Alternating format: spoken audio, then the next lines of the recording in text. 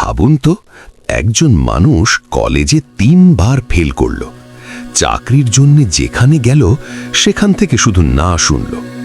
পুলিশে যোগ দিতে গিয়ে 10 জনের মধ্যে শুধু সে একজন বাদ পড়ল। কেএফসিতে 24 জনের ইন্টারভিউ দিয়ে 23 জন চাকরি পেল, একমাত্র সে বাদ। হার্ভার্ডে 10 বার আবেদন করেও দরজা খোলা হলো না। এমন গভীর ব্যর্থতার মানুষটি আজ তৈরি করেছে বিশ্বের সবচেয়ে বড় অনলাইন মার্কেটপ্লেস আলিবাবা। নাম জ্যাক মা।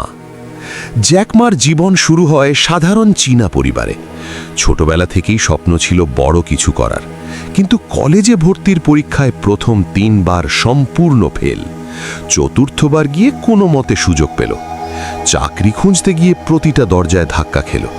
পুলিশের চাকরিতে 9 জন সিলেক্ট হলো, সে একাই বাদ। কেএফসির ইন্টারভিউতে বলল, তোমার বুদ্ধি নেই। হার্ভার্ড থেকে 10 বার প্রত্যাখ্যাত। ব্যবসার প্রথম প্রপোজাল নিয়ে 30 জন ইনভেস্টরের কাছে গেল, সবাই না।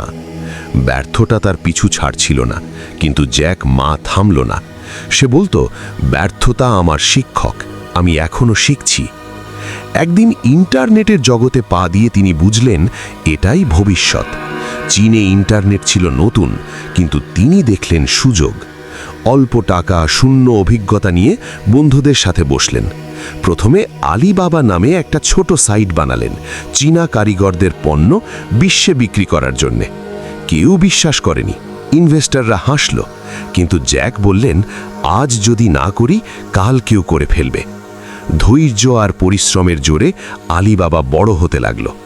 আজ আলিবাবা বিশ্বের সবচেয়ে বড় ই-কমার্স প্ল্যাটফর্ম। জ্যাক মার সম্পদ কত? $50 বিলিয়ন বেশি। যে মানুষটি চাকরিও পায়নি, সে আজ কোটি কোটি মানুষের জীবন বদলে দিয়েছে। আলিবাবা নিয়ে বিশ্বব্যাপী ব্যবসা, লক্ষ লক্ষ চাকরি সৃষ্টি। ব্যর্থতা তার থামাতে পারেনি, কারণ সে প্রতিবার উঠে দাঁড়িয়েছেন। জ্যাক মার মতো তোমার জীবনেও ব্যর্থতা আসবে, কিন্তু মনে রেখো, ব্যর্থতা মানে শেষ নয়, এটা শুরুর সিগন্যাল। 3 বার ফেল হলে 4বার চেষ্টা করো, 10 বার না পেলে 11তম বার যাও।